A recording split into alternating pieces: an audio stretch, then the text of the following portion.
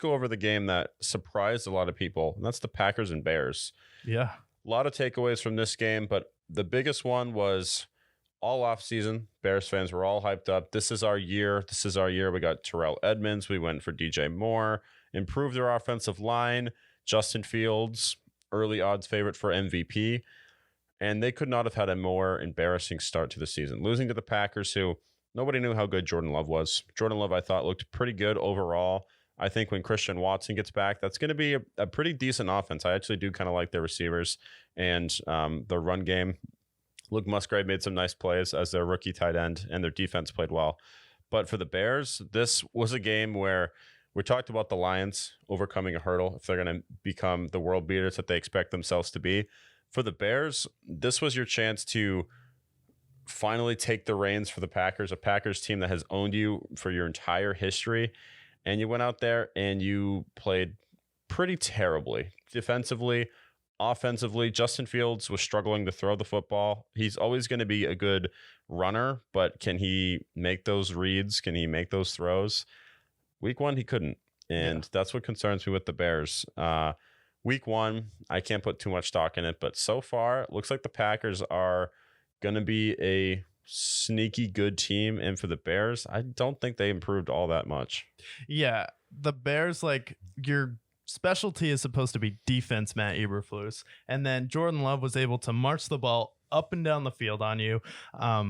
Aaron Jones was electric in this game. Romeo Doubs, we had a Romeo Doubs sighting in this game. And the reason why I was kind of higher on the Bears in this game was I wasn't sure what Jordan Love was going to do. I wasn't sure what the Packers receivers were going to do in this game. Well, Packers receivers were good. Jordan Love was able to get them the ball. And then a comparison for him I thought of was he kind of reminded me of Jimmy Garoppolo, where no one's really ever going to say he's the best quarterback in the league, but he just went out there, was able to get the ball to his guys the way that Jimmy Garoppolo can. He's going to have games where he's pretty terrible, but he's going to have some games that he looks really good and he's going to be efficient. He's going to be able to get guys the ball. His throwing motion looked great. He looked like he throws a beautiful football. So enough piling on Jordan Love. We didn't see him play a full season before at full reps as the starter. So I think give Jordan Love some time and he can be really good. I don't know if it's a week one thing versus Chicago, but they did drop 38 points, which is very encouraging for the Packers because they struggled out of the gate last year with Aaron Rodgers on that team. And that defense is still loaded. There's still talent all over the Packers defense. It's a young defense. Jair Alexander had some injury issues last year, so he's looking to get back to his younger self and make some dynamic plays. And then the Bears, Justin Fields looked lost. DJ Moore is not his Stephon Diggs. Sorry, just not the case. He's not going to be Tua's Tyreek Hill. Sorry, just not the case. And then Cole Kmet, their offensive line was so bad that Cole Kmet had to spend the whole game blocking. Like Cole Kmet was pretty much blocking in the run and in the pass, and then he was able to get out, but they weren't really able to utilize their best weapon because he was stuck as an additional offensive lineman. Justin Fields was running around. He was making some wildly inaccurate throws. He was making some pretty bad plays on that team, and this is a guy who people had as a dark horse sleeper MVP candidate, but he just looked lost. He didn't look like he had a real feel for that game, and he looked like an Ohio quarterback. So I need to see more improvement that he's going to be able to go across the field and make those reads. And then if we don't do it this year, Matt Eberflus is gone. Early hot seat candidate, Matt Eberflus. What are we doing? Your specialty is defense. Get Justin Fields, offensive coordinator. I would give him one more year next year with a new head coach and some more weapons. If he isn't able to get it done, then it's time to move on. And then also, were the Bears trying to contend this year? Like, Apparently. do you think they were trying to contend? Why would you trade Roquan Smith? Like, I'm sorry, but going and getting Edmonds from the Bills when you already had Roquan Smith, who arguably is the best at his position in the league, like, why would you get rid of that dynamic playmaker? Oh, we didn't want to pay him. Well, guess what? Your quarterback's on a rookie deal, and you don't have to pay him for another 2 or 3 years when you could have signed him. So if you want to improve that defense, it's like renegotiate with Roquan Smith. Give him an actual plan what you're going to do.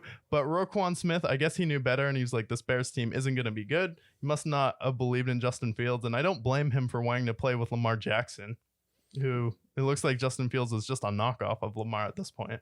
Yeah, the great value brand. Because the thing with Lamar is Lamar never had great receivers. He had Mark Andrews. He had Jack Doyle. He had like that really good tight end room where they had 3 great tight ends when he first started, but it was still Hollywood Brown. It was still Snead the Fourth on that team. So it's like Lamar did a lot with less. Lamar never had great running backs on that team. I know people love J.K. Dobbins, and we'll get to him when we go over that game, but it's like Lamar did more. And it's like, it's at the point where he's not going to be that culture changing quarterback. He's not turning the Bears around. And then people were calling them their best quarterback, but it's like, he hasn't even done as much as Jay Cutler. He ran for 1,000 yards. That's great. It means he's not going to be very good for very long. Yeah, I think so too. And then it's great that you can rush for 1,000 yards in a season. And the reason why it was so impressive when Lamar and Michael Vick did it is because they were leading teams to the 1 seed, or at least, being one of the world beaters in the AFC and NFC. For Justin Fields, he rushed for 1,000 yards, but he threw for 2,500 yards. Yeah. Completely different from Lamar and Michael Vick. And it's impressive that he did that. I'm not going to take away because that's a massive accomplishment.